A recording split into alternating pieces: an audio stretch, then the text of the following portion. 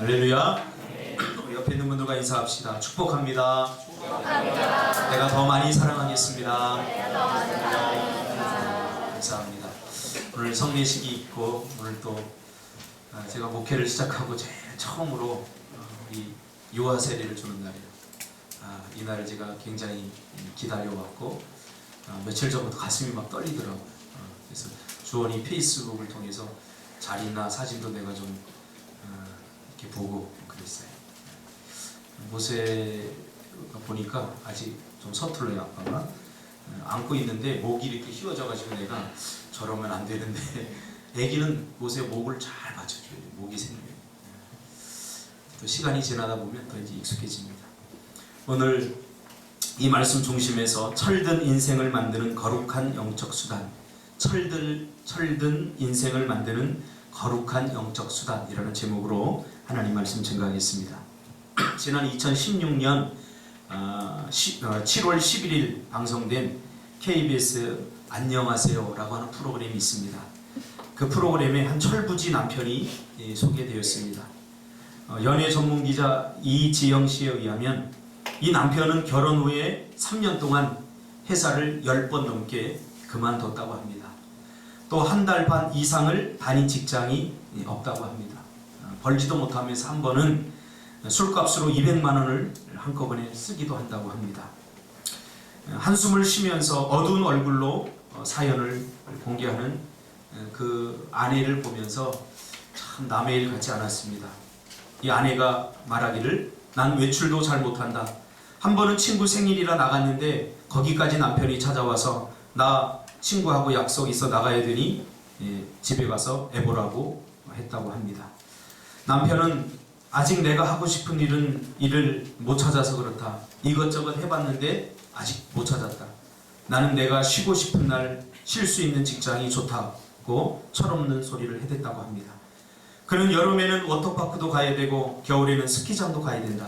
친구들이 부르면 무조건 나가야 된다고 자신은 잘못이 없다는 투로 이야기를 했습니다. 남편은 200만 원 쓴 것에 대해서 그날 친구들과 4차, 5차까지 갔는데 내가 돈이 있으니까 내가 다 냈다. 그리고 동생들 만나면 내가 그 애들 술값까지 다 내주고 차비까지 줬다라고 했습니다. 이에 MC들은 무슨 오지랖이냐, 다른 사람들에게는 좋은 일 많이 하고 다니시네 라고 비꼬았습니다. 아내는 시부모님과 같이 사는데 부모님이 도와주셔서 살고 있다. 내가 모아둔 돈도 놀러 나간다고 남편이 다 가져가서 써버렸다 라면서 눈물을 보였습니다. 이날 게스트로 출연한 시스타 보라, 다솜은 분노를 폭발시켰습니다. 보라는 심지어 눈물까지 보였습니다. 다솜은 남편이 정말 많이 바뀌셔야 할 것 같다고 안타까워했다. 이영자는 나이를 떠나 어른이 되면 책임을 져야 한다. 아이 아버지가 된 것은 어른이 된 거다 라고 충고했습니다. 저도 이 사연을 이제 재방송으로 이렇게 봤어요. 이 방송을 보고 저는 이기적이지만 이런 사람과 연관되지 않은 것에 정말 감사했습니다. 예를 들면 이런 철부지가 우리 예린이의 남편이 되지 않은 것 너무 감사했고요. 또 이런 사람이 제 조카의 남편이 된다거나 아니면 먼 친척이라도 이런 남자가 남편으로 두지 않은 것에 대해서 저는 굉장히 감사했습니다. 이 사연을 듣고 있는데 막 분노가 치밀어 오릅니다. 어떻게 저렇게 철부지가 있지? 결혼이나 하지 말지. 왜 저렇게 고생시키지 아내를? 그러면서 이런 철부지를 남편으로 사위로 친척으로 두고 살아가는 사람은 얼마나 힘들까 생각해 보았습니다.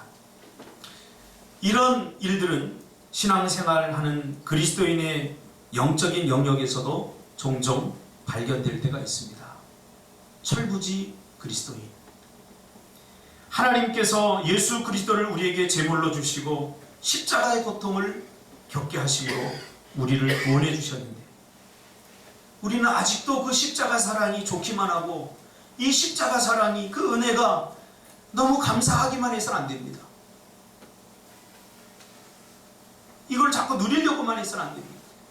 우리는 아직 철이 들지 않아서 그 사랑과 은혜에 감사하며 말씀대로 살기보다는 여전히 철부지로 그 십자가의 고통과 그 십자가의 고난을 제대로 이해하지 못한 채 밤낮 죄짓고 또 짓고 하나님의 마음을 고통스럽게 하고 아프게 하는, 죄를 짓고는 또 회개하면 되지며 그러면서 대수롭지 않게 생각하는 철부지 그리스도인들이 너무 많다는 사실입니다. 십자가의 사랑, 이거 우리 다시 한번 그 앞에 서야 합니다.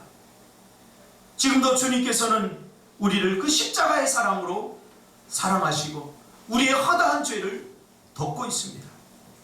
그러나 아직도 우리 안에는 아무 생각 없이 죄짓고 하나님의 마음을 아프게 하고 말씀대로 살지 않으면서 어떻게 우리가 하나님의 말씀대로 다 순종하며 살아갈 수 있어? 이렇게 뻔뻔스럽게 하나님 앞에 항변할 때가 한두 번이 아니라는 사실이죠. 이런 마음을 가지고 있다면 우리는 영적 철부지들입니다. 예수 믿는다고, 예수 믿고 세월이 흐른다고 철이 드는 것이 아닙니다. 에베소서 4장 13절에 보면 그리스도의 장성한 분량에 이르기까지 자라가라 라고 말씀하고 있습니다. 그리고 15절에 그에게까지 자라가라. 사도 바울이 쓴 서신서에 보면 주로 자라가라라는 이야기, 성숙해져라라는 이야기가 많이 있습니다. 사도 바울의 사역을 우리 두 가지로 나눌 수 있는데 그의 초기의 사역은 교회를 세우고 복음을 전하는 사역들이었습니다. 그러나 시간이 흐르면서 세워진 교회들이 문제가 생기고 어려움이 생겼습니다. 그래서 이걸 어떻게 할까 고민하다가 기도하면서 하나님께 주신 응답이 뭡니까? 교회가 문제가 있는 것은 교회의 성도들이 건강하지 못해서다, 미숙해서 그렇다, 그러면서 자라가야 된다, 이제 성숙해야 된다 라고 말하면서 사도 바울이 쓴 서신서에 보면 성숙에 대한 이야기를 주로 많이 다루고 있습니다. 장성한, 고린도전서 13장 11절에 보면 장성한 사람이 되어서는 어린아이의 일을 버렸다고 말하고 이제 우리는 성장하고 성숙해야 된다고 그렇게 말하고 있습니다. 무슨 말입니까? 철이 들어야 된다는 거예요. 철이. 영적으로 철이 들려면 먼저 주님의 그 십자가의 사랑과 은혜를 깊이 경험하고 깨달아야 됩니다. 이 룻기의 배경이 바로 사사기라고 했습니다. 사사기는 한마디로 철부지 그리스도인들과 그 철부지 그리스도인들을 향한 하나님 아버지의 가슴 아픈 사랑의 이야기입니다. 그 어떤 일이 있어도 약속의 땅을, 축복의 땅을 떠나서는 안 되는데 흉년이 왔다고 이 엘리멜렉 가정, 이 철없는 가정이 그것을 떠남으로 가정의 고통이 시작된 것입니다. 우리가 신앙생활 하다 보면 떠나지 말아야 할 곳이 있습니다. 기도의 자리, 예배의 자리 떠나지 말아야 합니다. 그러나 조금 힘들고 어렵다고, 인생에 흉년이 왔다고 우리는 미련 없이 그 자리를 박차고 떠나버립니다. 이때부터 문제가 생기는 거죠. 미련 없이 떠나버리는 거죠. 하나님의 말씀은 목숨을 걸고 지켜야 되는데 죽을 것 같다고, 때로는 자기의 마음에 들지 않는다고 바람에 나는 겨처럼 움직여서는 안 되는 것이죠. 좀 묵직해야 되지 않겠습니까? 오늘 가정 지키는 것도 마찬가지입니다. 다 물어보세요. 가정, 부부로 이루고 한 가정이 지금까지 오게 된 것은 여러분 말할 수 없는 가슴앓이와 고통과 그러한 묵직한 무엇인가 있기 때문에 가정이 지켜진 것이죠. 내 기분에 들지 않는다고, 내 마음에 들지 않는다고 금방 포기해버렸으면 이 세상에 존재할 가정은 단 한 가정도 없습니다. 때로는 남편의 수고와 아내의 헌신적인 사랑, 값없는 그러한 헌신들이 오늘날 가정을 지켜줘요. 교회도 마찬가지 아니겠습니까? 우리 교회가 9주년이 넘어서 10주년으로 가는데 이 교회가 지금까지 이렇게 든든하게 세워져 가는 것은 바로 철든 누군가가 보이지 않는 것에서 헌신하고 보이지 않는 것에서 그렇게 희생했기 때문에 오늘 이렇게 교회가 든든히 서가고 있는 것입니다. 철부지들의 공통점이 있습니다. 자기중심적이고 자기애적이라는 사실입니다. 자기가 배부르면 다 배부른 줄 압니다. 자기가 힘들면 에이 세상 망했으면 좋겠다 그런 생각을 합니다. 저는 실제로 들었어요. 너무나 살기가 힘들고 너무 고통스러우니까 세상 확 망해버렸으면 좋겠다. 북한에서 김정일이가 쳐들어왔으면 좋겠다. 이런 이야기하는 집사님 제가 성경 공부해서 들었어요. 한편으로는 참 가슴이 짠하더라고요. 오죽 살기 힘들었으면 그런 생각이 들기도 합니다. 얼마나 한편으로 생각하면 또 이기적입니까? 다른 사람은 고통을 당해도 나만 괜찮으면 돼 라고 생각을 합니다. 이런 사람에게 무슨 희생과 헌신, 다른 사람을 위한 배려가 있겠습니까? 그러나 이제 이 나오미는 사랑하는 남편과 그리고 두 사랑하는 자식, 그리고 지금까지 하나님보다 물질을 더 많이 의지했던 그 물질들을 모두 잃고 나서야 이 나오미는 영적으로 서서히 철이 들기 시작합니다. 참 철든다는 게 쉽지 않습니다. 크로노스적인 연대적인 그러한 시간이 철들게 하는 것이 절대 아닙니다. 또 이 나오미도 잃었다고 철이 든 것이 아닙니다. 잃고 나서 나오미는 자기에게 일어나는 일, 특히 루스의 자기를 향한 조건 없는 절대적인 사랑과 희생과 헌신으로 인해서 그는 예수님의 사랑을 조금씩 깨닫게 된 거죠. 하나님의 사랑. 신앙생활은 영적인 부분이기 때문에 눈에 잘 보이지 않습니다. 그래서 영적으로 미숙한 사람들에게는 우리가 자꾸 보여줘야 됩니다. 하나님의 은혜를 드러내야 되고 하나님의 사랑을 자꾸 보여줘야 됩니다. 그렇지 않으면 잘 느껴지지 못해요. 느껴지지 않아요. 오늘 이 나오미도 마찬가지입니다. 그는 영적 철부지였습니다. 그러나 자기의 며느리 이 룻이 자기에게 보여준 이 절대적인 충성, 절대적인 희생과 사랑, 그것을 보면서 이것이 바로 하나님의 은혜구나 한 것을 깨달았다는 거예요. 룻의 위대함보다도, 룻의 사랑보다도 룻을 통해서 하나님께서 자신에게 부어주시는 그 하나님의 감당할 수 없는 은혜를 서서히 깨닫게 되었다는 거죠. 그래서 급기야 이제 그는 룻을 통해 하나님의 그 깊은 사랑과 은혜를 깨닫게 되면서 급기야 룻을 위해서 자신의 인생을 걸어버리죠. 그래서 오늘 1절에 뭐라고 이야기합니까? 내 딸아, 내가 너를 위하여 안식할 곳을 구하며 너를 복되게 하여야 하지 않겠느냐 라고 고백합니다. 여러분, 이 고백을 가만히 묵상해 보면 이 고백의 위대함이 어디 있는지 아십니까? 이것은 나오미가 자신에게 베푼 은혜를 갚아야 되겠다라는 정도로 이해한다면 성경을 잘못 이해한 것입니다. 야, 룻이 나에게 이렇게 헌신해 줬으니까 나도 룻에게 이렇게 내가 헌신해 줘야 되겠다. 그런 정도의 수준의 고백이 아니라는 거예요. 그것은 거래죠. 네가 나에게 이렇게 해줬으니까 나도 너에게 이렇게 해주겠다 하는 것은 거래입니다. 그러나 오늘 이 나오미의 고백은, 이 1절의 고백은 정말 위대한 고백입니다. 왜냐하면 성경을 읽다 보면 은혜라는 것이 갚는다고 갚아지는 게 아닙니다. 여러분 착각하지 마세요. 누군가 나에게 베풀어 주었던, 내가 힘들고 고통스럽고 어려울 때 누군가 나에게 베풀어 주었던 은혜는 갚는다고 갚아지는 게 절대 아닙니다. 하나님이 우리에게 베풀어 준 은혜도 마찬가지입니다. 우리가 하나님의 은혜를 다 갚을 수 있습니까? 절대 갚을 수 없어요. 갚는다고 갚아지는 게 아니에요.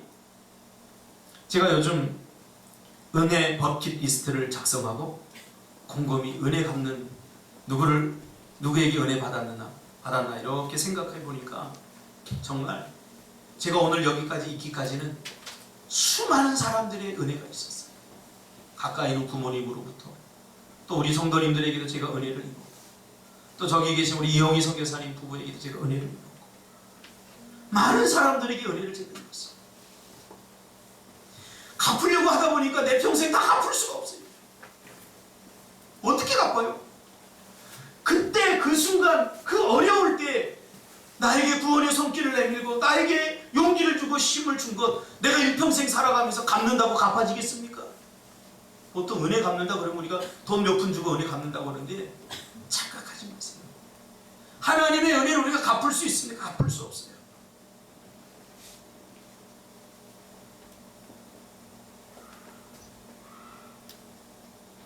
사람들은 은혜를 갚아야 된다고, 갚지 않는 것은 짐승과 같다고 말하지만, 그러나 은혜는 갚는다고 갚아지는 것이 아니라고 성경은 말하고 있습니다.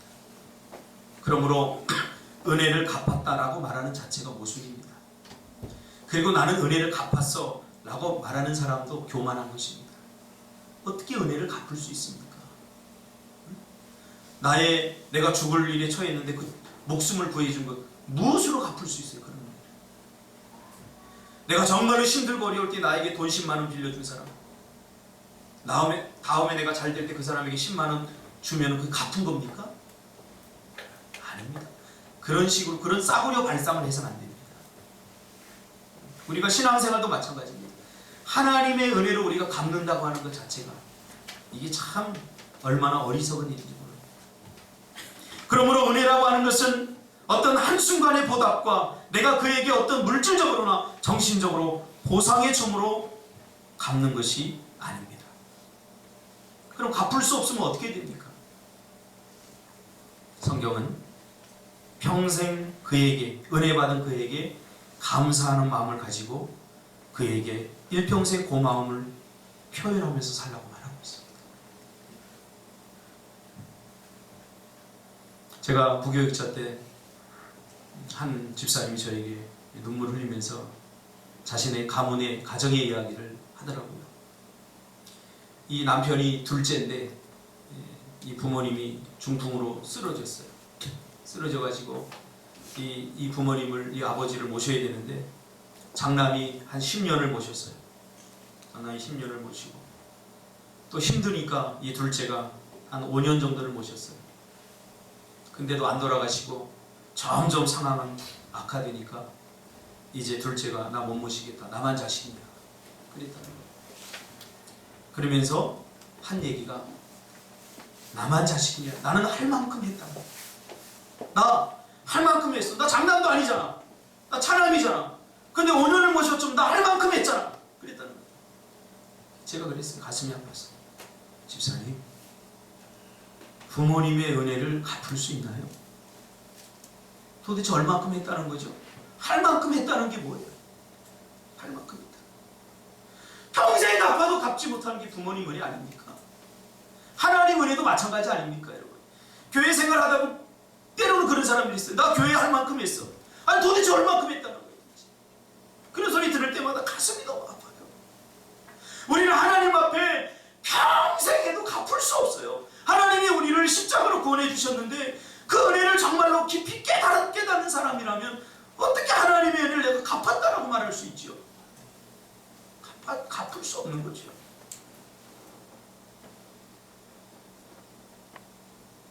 그래서 저는 은혜 버킷리스트를 이렇게 작성하면서 하나님 앞에 기도해서, 하나님, 이건 내가 정말 다 갚을 수 없는 거예요. 내가 정말 학교 다닐 때 힘들 때 누군가로부터 받았던 책사라고 꼬깃꼬깃한 권사님이 그 권사님은 어떻게 사는지 알거든요. 시장에서 배추 몇 당 갖다 놓고 이렇게 파는데 전도사님 책 사보세요 하고 꼬깃꼬깃하고 줬던 그 돈을 내가 쓸 수 없겠더라고요.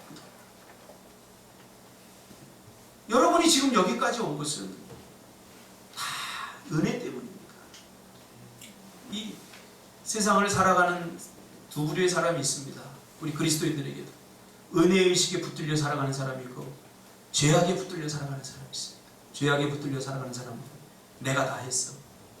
자기중심적으로 생각을 합니다. 내가 다 했어. 내가 공부했어. 내가 땀 흘렸어. 내가 노력했어.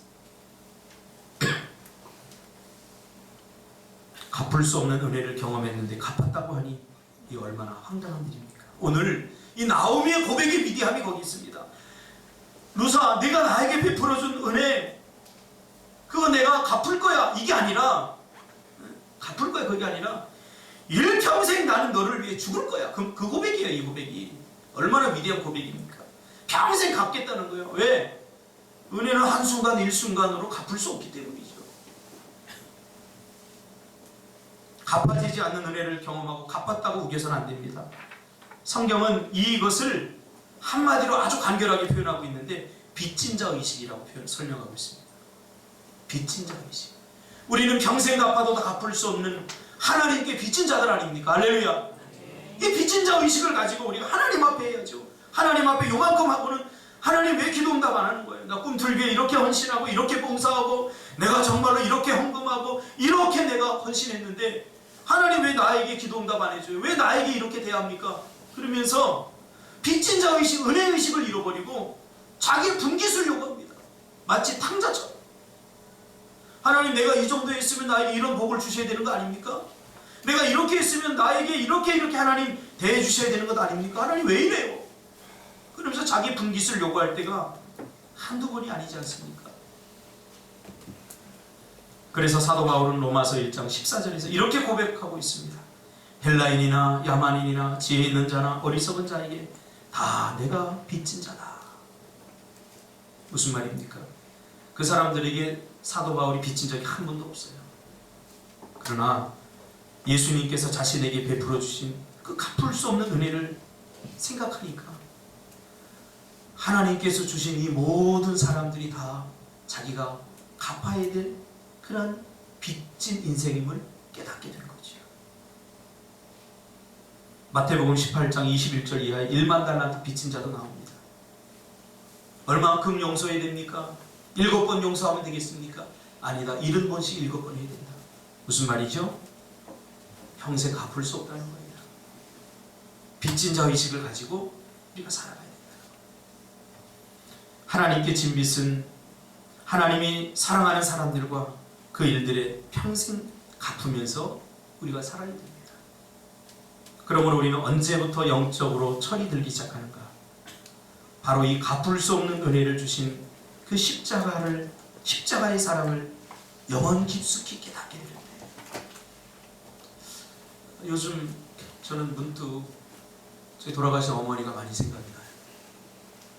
집사람하고 이렇게 이야기하면서 조금만 더 사시지, 그런 이야기를 많이 해요. 조금만 더 사셨어요.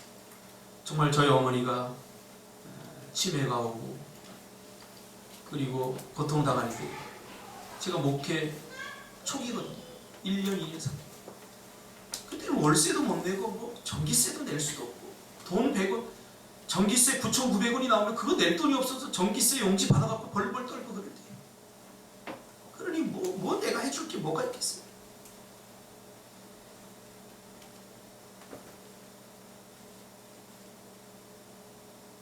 요즘 이렇게 어머니가 저에게 해주셨던 이야기들이나 그런 것을 가만히 보면 이야, 이 참 어머니의 은혜가 너무 깊다.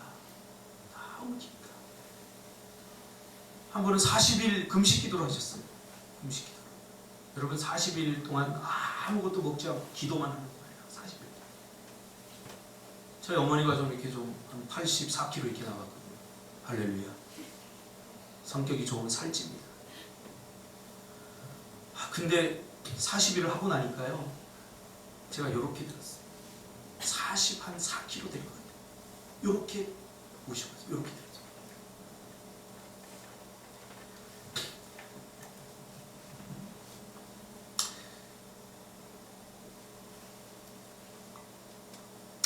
그래서 마지막에 이제 제가 집으로 이렇게 모시고 오는데 어머니가 저에게 해주신 말씀이,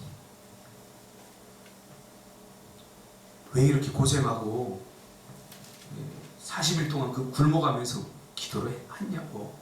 저는 속상하니까. 그 어머니가 하시는 말씀이, 너 때문이다. 너 때문이다. 근데 그때는 몰랐어요. 너 때문이다.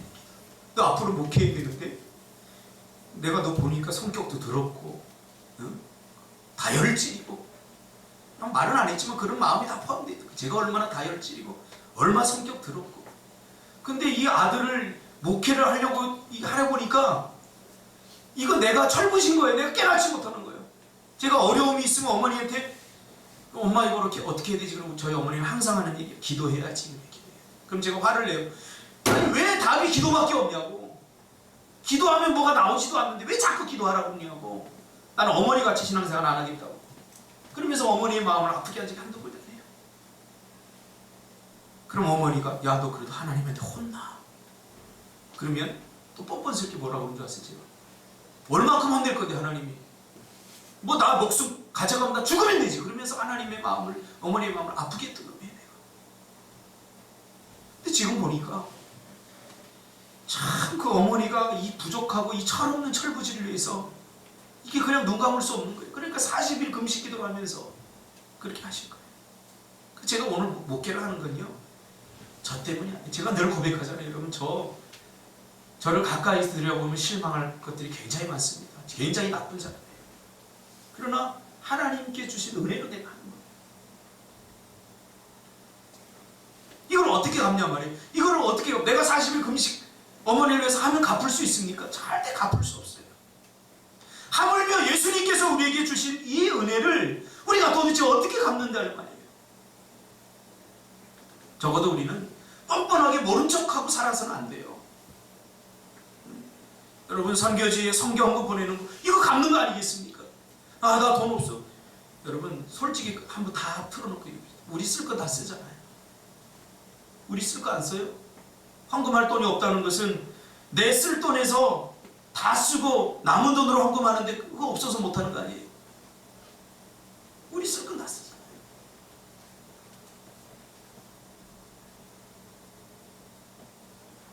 은혜를 평생 갚아도 갚지 못하는데 평생 갚을 수 없으니 갚지 말자.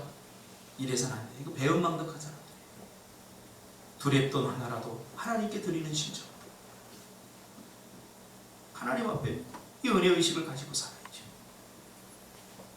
사도 바울은 이것을 깨닫고 고린도전서 15장 10절에 나의 나 된 것은 하나님의 은혜로 된 것이니 내게 주신 그의 은혜가 헛되지 아니하며 내가 모든 사람보다 더 많이 수고하였으나 내가 한 것이 아니요 오직 나와 함께 하신 하나님의 은혜로다. 건강한 신앙의 기초는 빚진 자 의식을 갖는 것입니다. 평생 갚아도 갚을 수 없는 은혜를 우리는 누군가로부터 받은 것입니다. 하나님으로부터 받은 것입니다. 그러므로 갚았다 하지 말고 갚아가시기를 바랍니다. 평생 갚아도 다 못 갚아요. 기도하겠습니다. 하나님 감사합니다.